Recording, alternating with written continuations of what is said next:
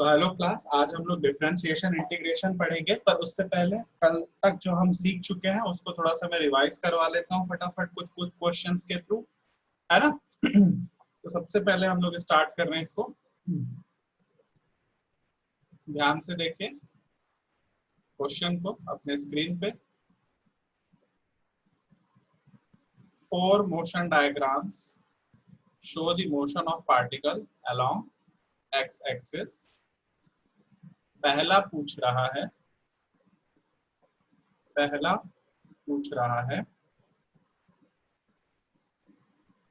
कि positive acceleration कहाँ कहाँ पर है। दूसरा पूछ रहा है कि नेगेटिव एक्सेलरेशन कहाँ कहाँ पर है। एक्सेलरेशन मतलब चेंज इन स्पीड, ये आपको पता है, वो भी इंक्रीज हो कहाँ पे, प्लस एक्स डायरेक्शन में। अगर पहला डायग्राम देखते हैं, ये इसकी वेक्टर बढ़ते ही जा रहा है।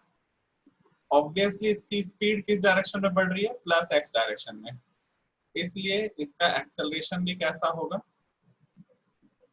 पॉजिटिव। आई बात समझ में।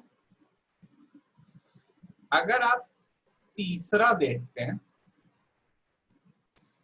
बंदा नेगेटिव एक्स डायरेक्शन में जा रहा है, लेकिन उसकी स्पीड धीरे धीरे क्या होती जा रही है, उसकी स्पीड स्लो होती जा रही है। मतलब एक्सेलरेशन उसके अपोजिट डायरेक्शन में लग रहा होगा, तभी उसकी स्पीड नेगेटिव एक्स में कम हो रही है। मतलब एक्सेलरेशन डेफिनेटली किस डायरेक्शन में लग रहा होगा, पॉजिटिव डायरेक्शन में। इसलिए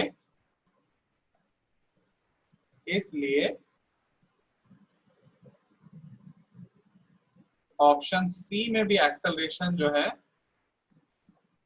वो क्या है, पॉजिटिव। ऑप्शन सी में भी एक्सेलरेशन जो है वो क्या है, पॉजिटिव।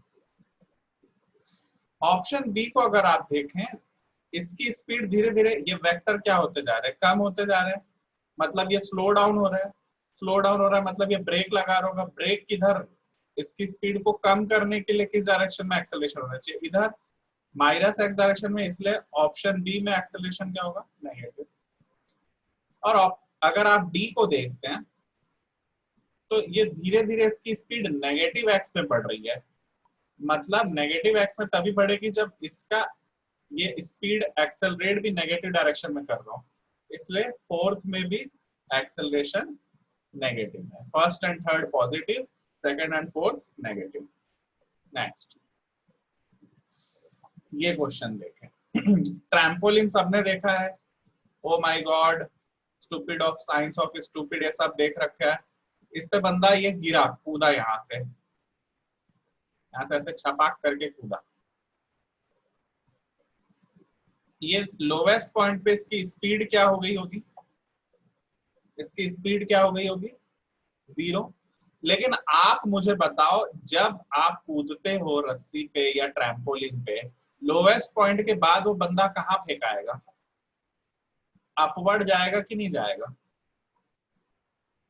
लोवेस्ट पॉइंट अगर ये टूटे ना, ये फट ना जाए तो नीचे गिर जाएगा। लेकिन अगर ये ना टूटे तो ये बंदा कहाँ जाएगा, बंदा अपवर्ड जाएगा। मतलब उसकी स्पीड किस डायरेक्शन में होगी, नेक्स्ट स्टेप पे अपवर्ड। मतलब उसका एक्सेलरेशन भी कौन से डायरेक्शन में होगा, अपवर्ड। आई बात समझ में। माइक जो है वो जंप कर रहा है ट्रैम्पोलिन पे। नॉर्मल ट्रैम्पोलिन ऐसा होता है। अब माइक इस पे कूदा, तो ये ट्रैम्पोलिन क्या हो जाएगा, नीचे। लोएस्ट पॉइंट पे यहाँ पे इसके नीचे और जा नहीं सकता, मतलब वहां पे उसकी स्पीड क्या हो गई, 0। लेकिन उसके बाद क्या होगा, उसके बाद तो वो कहाँ फेंकाएगा, ऊपर। इसलिए एक्सेलरेशन क्या लूंगा मैं, अपवर्ड। चलिए इस क्वेश्चन को देखें जरा ध्यान से, आप पढ़ें, अपना स्क्रीन बड़ा करिए। A cart slows down while moving away from origin। ये ओरिजिन दिया हुआ है, लेकिन इसकी स्पीड धीरे धीरे कम हो रही है, इसकी स्पीड या वेलोसिटी कम हो रही है। तो इसका पोजीशन और वेलोसिटी ग्राफ बनाना है। तो कल ही मैंने आपको बताया था कि जब वेलोसिटी कम होती है तो वेलोसिटी कम होने के लिए कौन सा ग्राफ बनना चाहिए, ऐसा। इसलिए ऑप्शन ए और ऑप्शन बी गलत। अब बचा ऑप्शन सी और ऑप्शन डी।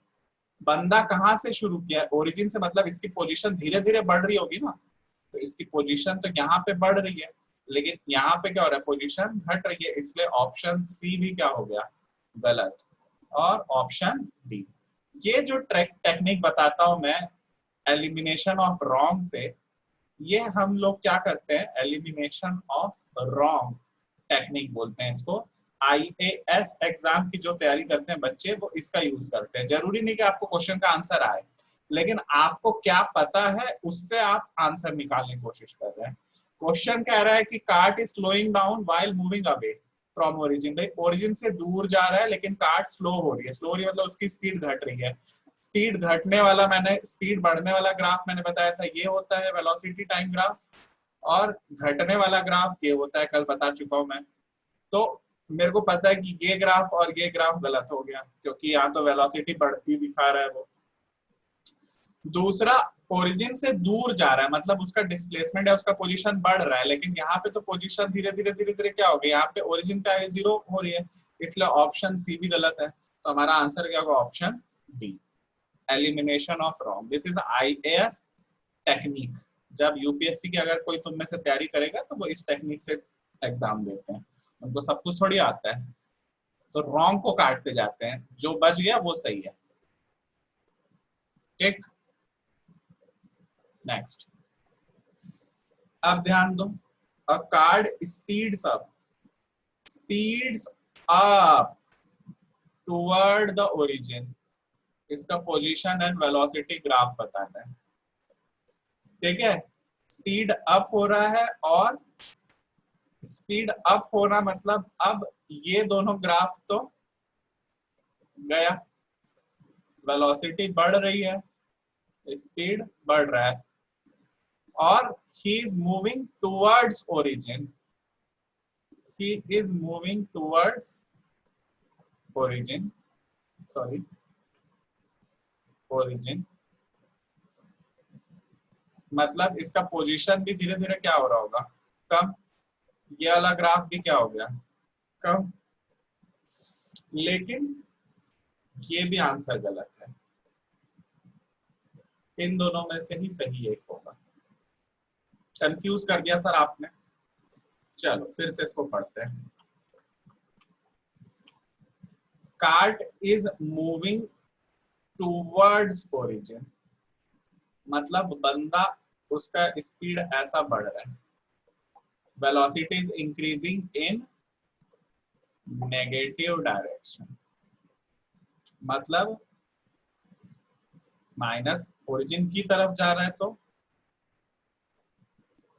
लेकिन वो बंदा ओरिजिन पे पहुंच रहा है, पहले उसकी डिस्प्लेसमेंट कुछ थी, फिर कुछ हुई होगी, फिर कुछ हुई होगी, फिर कुछ होते होते होते उसकी डिस्प्लेसमेंट क्या हो रही है, जीरो की ओर आ रही है।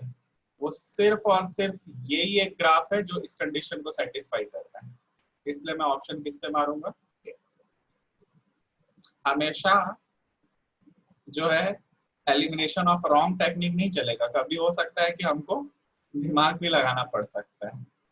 ठीक है, यहाँ पे क्या हो रहा है, जीरो से नेगेटिव की ओर जा रहा है, भाई ओरिजिन से इधर जा रहा है क्या, नहीं, इसलिए ये ग्राफ गलत है। जीरो से पॉजिटिव, भैया कार्ट इधर राइट साइड जा रही है क्या, नहीं, इसलिए ये वाला भी रॉन्ग है, या ऑप्शन डी भी रॉन्ग है, इसलिए ऑप्शन सी ही सही। आई बात समझ में, चलिए नेक्स्ट। फिर से, a card speeds up while moving away from origin।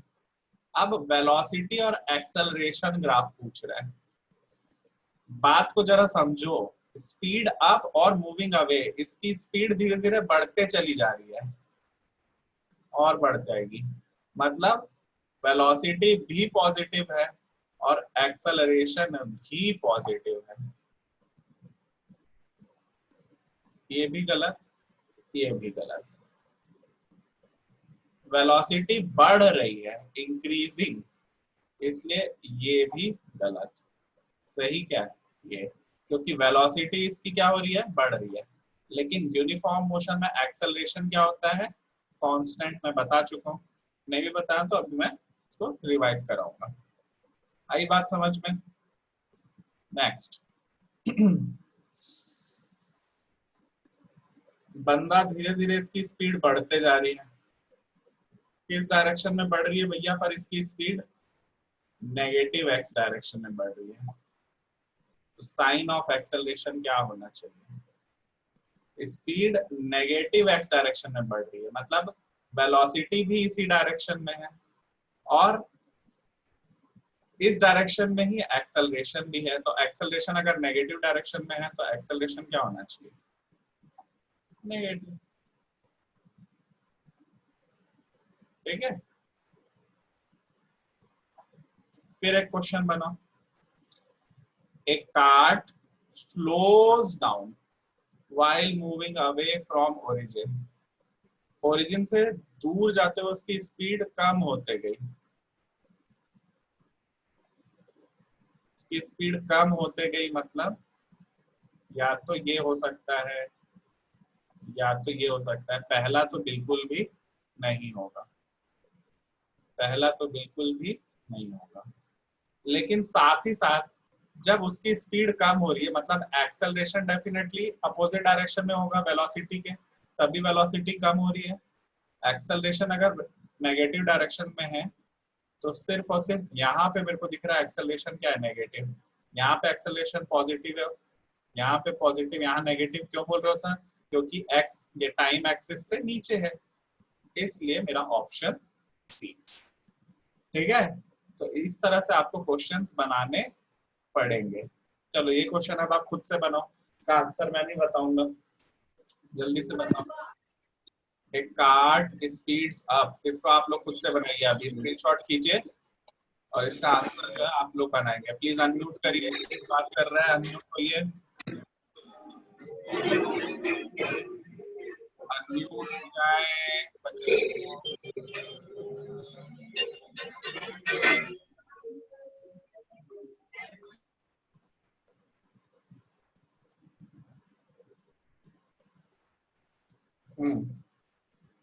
पढ़ें क्वेश्चन को।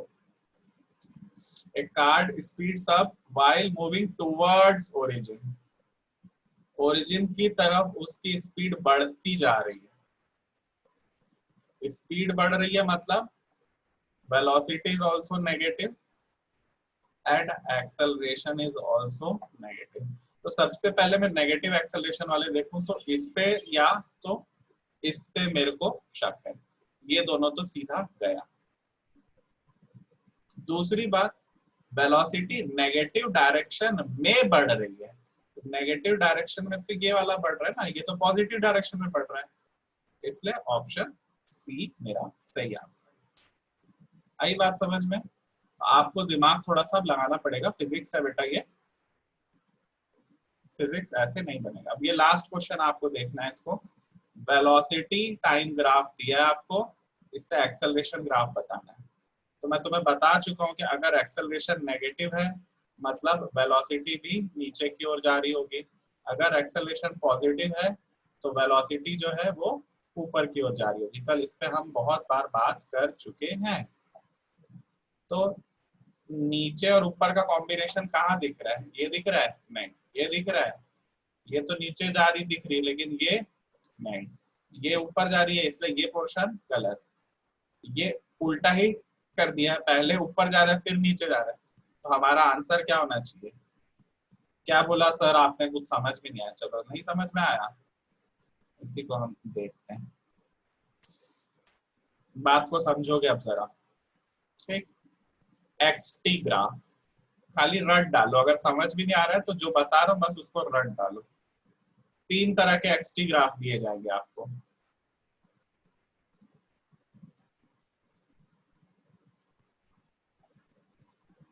ये पहला एक्सटी ग्राफ है, ये दूसरा एक्सटी ग्राफ है, और ये तीसरा एक्सटी ग्राफ है, और एक और एक्सटी ग्राफ दे देगा।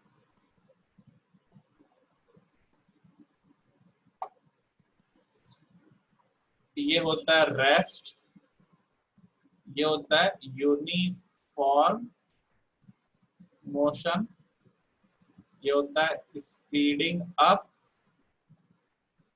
ये होता है स्पीडिंग डाउन। आ रही बात समझ में?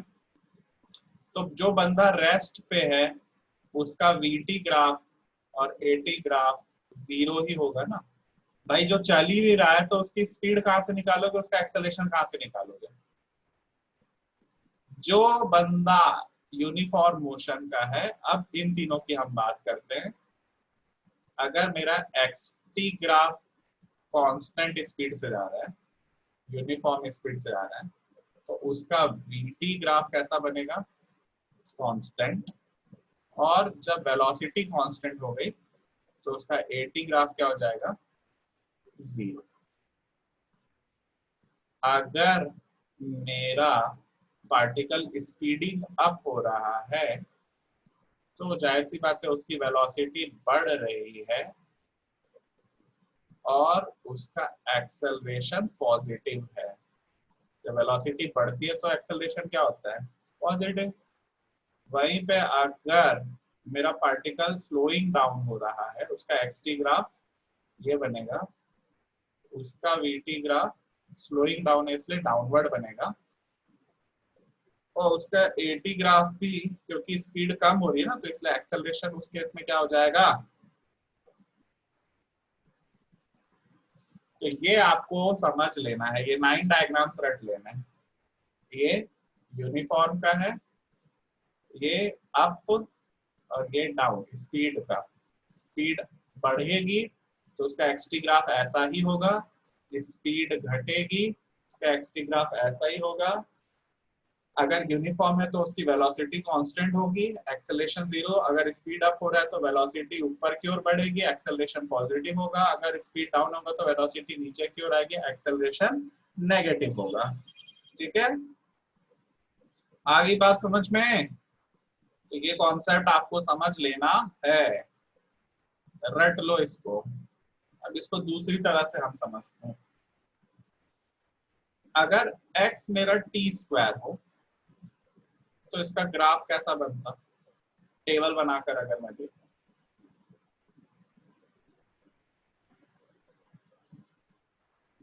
पहले t रखता हूं, फिर x, t की वैल्यू 0, x की वैल्यू 0, t की वैल्यू 1, x की वैल्यू 1, लेकिन t की वैल्यू 2 तो x की वैल्यू 4। तो ये कैसा बनेगा?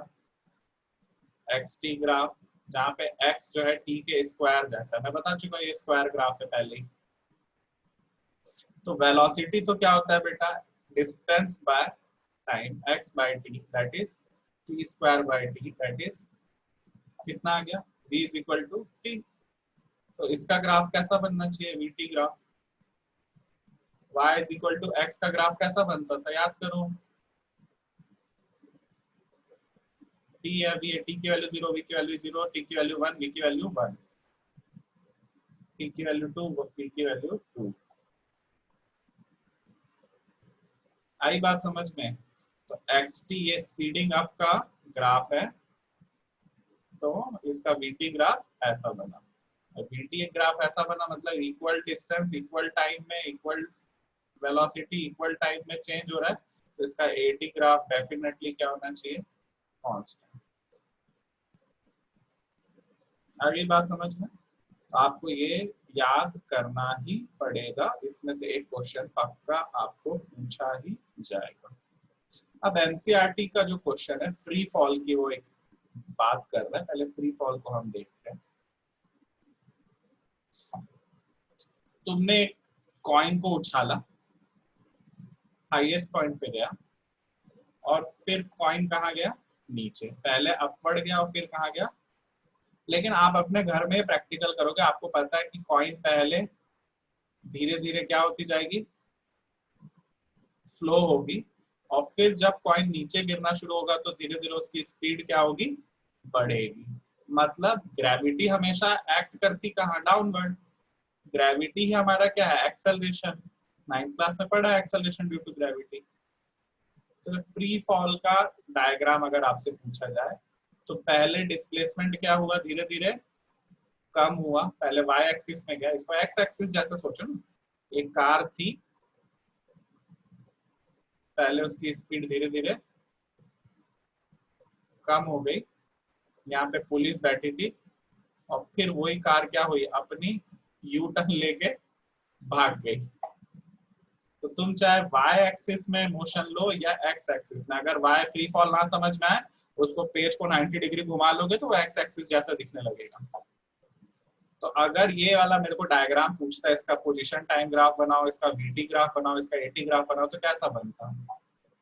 पहले कार स्पीड से जा रही थी, धीरे धीरे उसकी स्पीड क्या हुई, कम हुई, कम हो गई। उसके बाद फिर वो यू टर्न लिया, उसके बाद उसकी स्पीड धीरे धीरे क्या हो गई, बढ़ने लगा।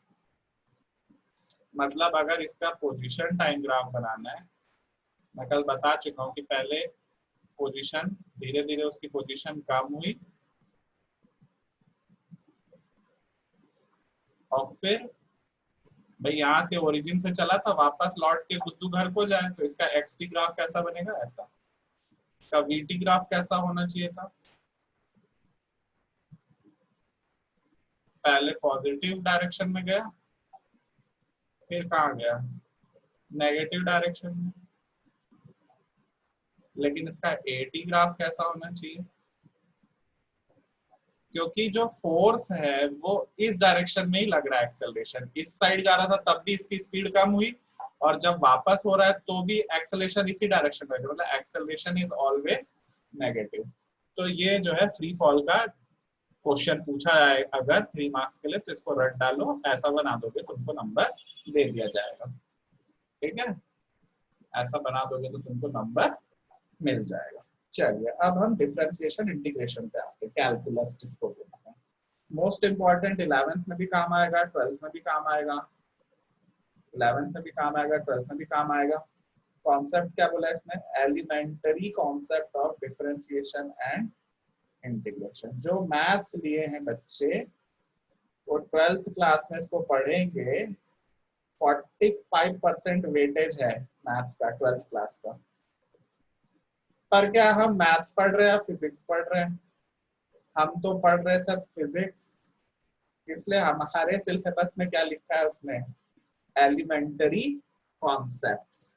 क्या लिखा है उसने, एलिमेंटरी कॉन्सेप्ट्स। तो भैया मैं एलिमेंटरी कॉन्सेप्ट्स ही बताऊंगा। जिसको डिफरेंशिएशन इंटीग्रेशन डिटेल में पढ़ना है वो या तो 12th क्लास में मुझसे मैथ्स पढ़ ले, या किसी और मैथ्स टीचर से पढ़ ले, और या यूट्यूब पे पढ़ ले, या जहां पढ़ना पढ़ ले। हम फिजिक्स के लिए पढ़ेंगे एलिमेंट्री। भाई कैलकुलस जो है न्यूटन बाबा की देन है, मर जाए न्यूटन, इतने सारे तुम लोगों के जीवन में इसने बर्बादी लाई है, पर मर चुका है, मरे हुए को क्या मारोगे, पढ़ लो चुपचाप से। कैलकुलस में हमको दो पढ़ना है, डिफरेंशिएशन एंड इंटीग्रेशन। डिफरेंशिएशन में एक शब्द कूद कूद के दिख रहा है हमें, डिफरेंस। इंटीग्रेशन में भी हमें एक शब्द कूद कूद के दिख रहा है, इंटीग्रेट। डिफरेंस मतलब मान लो मेरे घर में एक बहुत बड़ी सी दीवार है, क्या है, ईंटे की दीवार है, सबके घर में होती, सर क्या बड़ी बात है।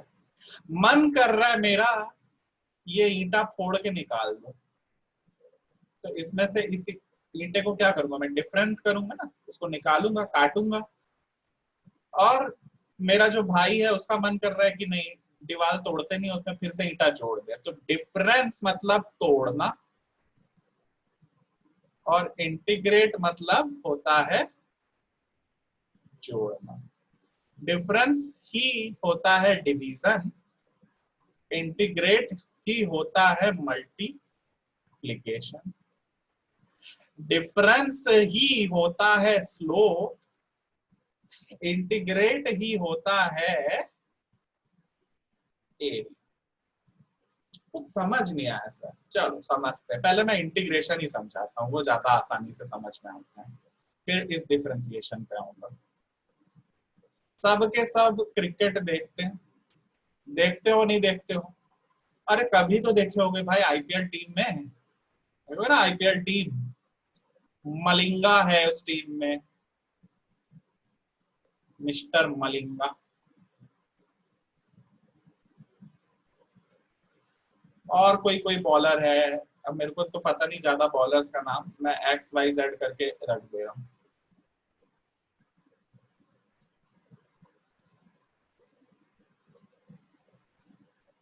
अब मलिंगा को क्यों बदनाम करूं, उसका भी नाम मैं हटा के डब्लू रख देता हूँ।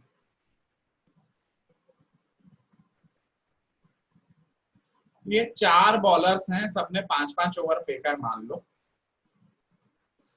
पहले बॉलर ने 10 रन दिए, दूसरे बॉलर ने 5 रन दिए, तीसरे ने 12 रन दिए, चौथे ने 18 रन दिए। तो मुझे जब टोटल रन निकालना है, टीम ए ने कितना स्कोर किया, तो मैं सिंपली क्या करूंगा, 10 + 5 + 12 + 18, यही करता हूँ।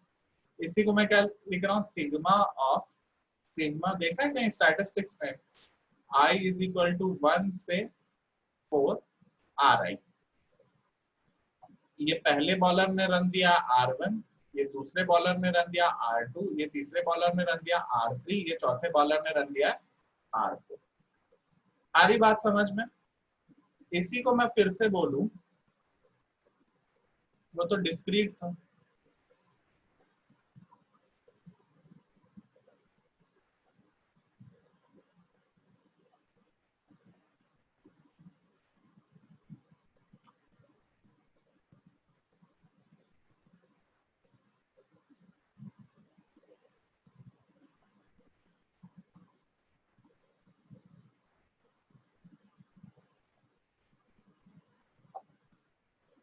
मेरे को ये जो गिवन फिगर, इसका एरिया चाहिए। तो ये क्या होगा, एरिया नंबर 1 रेक्टेंगल 1 से निकला, एरिया नंबर 2 रेक्टेंगल 2 से निकला, एरिया नंबर 3 रेक्टेंगल 3 से निकला। तो मेरा sum total A sum is equal to क्या होगा, A1 + A2 + A3। उसको ही मैं प्यार से लिख रहा हूँ क्या, AI I = 1 to 3। ये नोटेशन आपको समझ में आ रहा है, नहीं आ रहा है सर?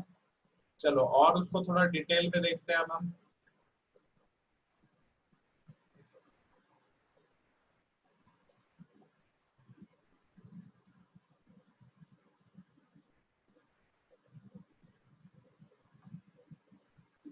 ये छोटे छोटे स्ट्रिप्स में बांट दिया इसको मैंने, किसमें बांट दिया, छोटे छोटे स्ट्रिप में, जिसको मैंने मान लिया del x del x del x del x del x, ऐसे करके मैंने बांध दिया। और ये हाइट h ही माना। तो ये पहले वाले का एरिया क्या होगा बताओ, h × डेल एक्स। दूसरे वाले का एरिया भी क्या होगा, h × डेल एक्स। ऐसे ही 10वें वाले का भी क्या होगा, h × डेल एक्स। तो टोटल एरिया क्या होगा, ये जितने हैं सबको मैं ऐड कर दूं, HI × डेल एक्स, आई की वैल्यू 1 से लेके 6 तक, यहाँ 6 बनाया था मैंने, 6 तक। आ रही बात समझ में? कहाँ से स्टार्ट किया, सबसे पहले मैं इंडिविजुअली रन्स को ऐड कर रहा हूँ, ठीक उसी तरह मैं एरियाज को ऐड कर रहा हूँ, ठीक उसी तरह अब मैं एरियाज को छोटे छोटे स्ट्रिप में बांट के ऐड कर रहा हूँ। ऐसा क्यों कर रहे हो सर? ऐसा इसलिए कर रहा हूँ क्योंकि बचपन में हम सिर्फ स्क्वायर रेक्टेंगल इस टाइप का पढ़े हैं। अब मेरे को इस टाइप का कोई फिगर दे दिया है अगर, और पूछ रहा है इसका एरिया निकालो, तो मैं तो मजबूर हो गया, अब इसका एरिया कैसे निकालूं? तो इसका एरिया मैं कैसे निकाल सकता हूँ, ये एक छोटा रेक्टेंगल, ये दूसरा रेक्टेंगल, ये तीसरा रेक्टेंगल, ये चौथा रेक्टेंगल, ये पांचवा रेक्टेंगल, इसको अप्रोक्सीमेट करके ही मैं निकाल सकता हूँ ना बेटा। आ रही बात समझ में? तो क्या करके निकाल सकता हूँ मैं, अप्रोक्सीमेट। ये हाइट H1 रही होगी, ये हाइट H2 रही होगी, H3 H5 ऐसे करके H100 तक गया मान लो। तो मैं क्या, और लेकिन ये स्ट्रिप की लेंथ सेम है, डेल एक्स, तो मैं क्या लिखूंगा, H1 del x + H2 del x + dot dot dot H100 del x, this is my total area, yes और नो। तो इसी को मैं कैसे लिखूंगा, sigma i is equal to 1 to 100 HI del x। आ रही बात समझ में? तो ये एरिया ही निकाल रहा हूँ, लेकिन ये मैं क्या कर रहा हूँ, एरिया क्या निकाल रहा हूँ, छोटी छोटी स्ट्रिप्स के एरिया को सम करके निकाल रहा हूँ। लेकिन अब कहानी में ट्विस्ट ये है कि if limit del x tends to 0, del x को बहुत छोटा बना दूं तो मेरा अप्रोक्सीमेशन एकदम सही होगा। क्या बोल रहे हो सर?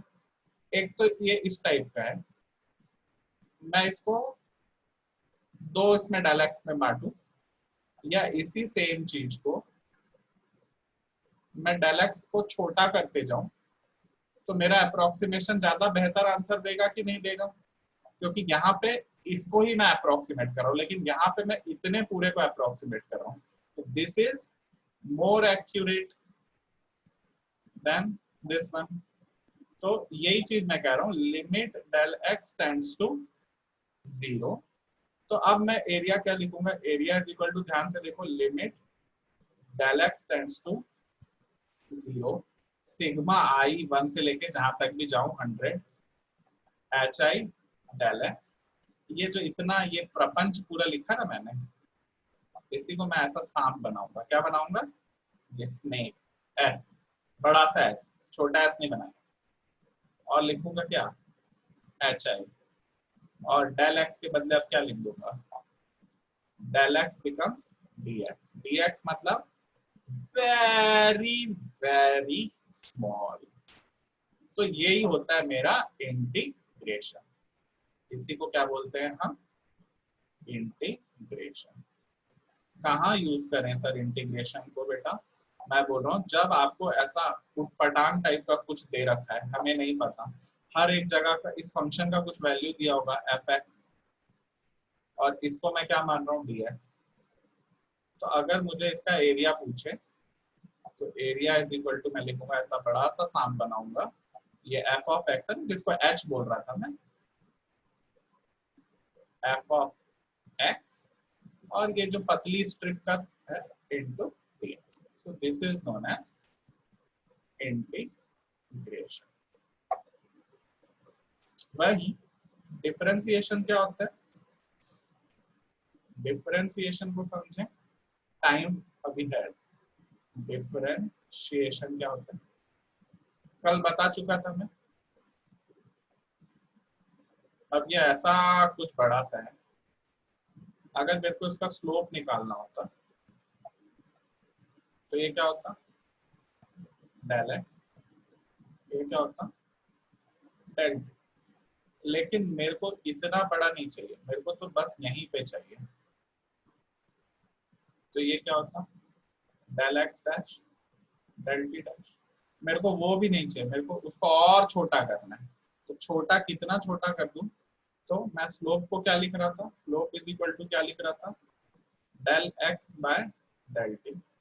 लेकिन अगर मैं limit del t tends to 0 del x by del t बोलूं तो उसको ही मैं डिफरेंशिएशन फॉर्म में लिखूंगा d by d t of x. मतलब ये जो जो टाइम इंटरवल है इसको श्रिंक करते जा रहा हूँ। क्या करते जा रहा हूँ, छोटा करते जा रहा हूँ। समझ नहीं आ रहा है सर? चलो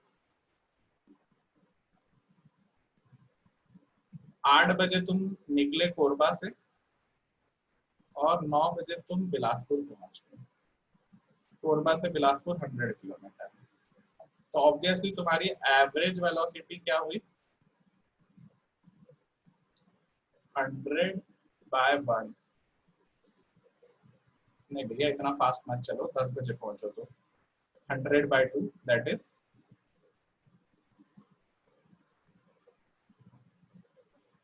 50 kmph। पर अगर आप इंस्टेंटेनियस निकालना चाहें 9:10 और 9:15 के बीच में, तो आप क्या कर रहे हो, ये जो 2 घंटे का टाइम है इसको आप श्रिंक करके क्या कर रहे हो, 5 मिनट का टाइम बना रहे हो। अब और कोई उल्टी खोपड़ी का आदमी है वो बोल रहा है नहीं भैया मेरे को तो और थोड़ा कम टाइम चाहिए सर, मैं तो एग्जैक्ट वैल्यू जानना चाहता हूँ या चाहती हूँ। 9:11:20, 9:11:25। इसको सिर्फ 5 सेकंड के अंतर में वेलोसिटी चाहिए, जबकि अभी हम 5 मिनट के अंतर पे निकाल रहे थे और 2 घंटे के अंतर पे। तो मैं धीरे धीरे टाइम को क्या कर रहा हूँ, टाइम को क्या करते जा रहा हूँ, श्रिंक करते जा रहा हूँ ना। तो जब मैं टाइम को अप्रोक्सीमेटली एकदम 0 कर दूं, तो del x by del t को ही मैं लिखता हूँ क्या, dx बाय। अब इसके क्या यूज हैं, नहीं भी समझ में आया कोई बात नहीं, मैं फॉर्मूले 4 लिखूंगा, वो 4 फॉर्मूले रट लो, उसके यूज अपने आप समझ में आएंगे। तो अभी मैं 5 मिनट बाद फिर से क्लास स्टार्ट करूंगा, तब तक जो है विश्राम।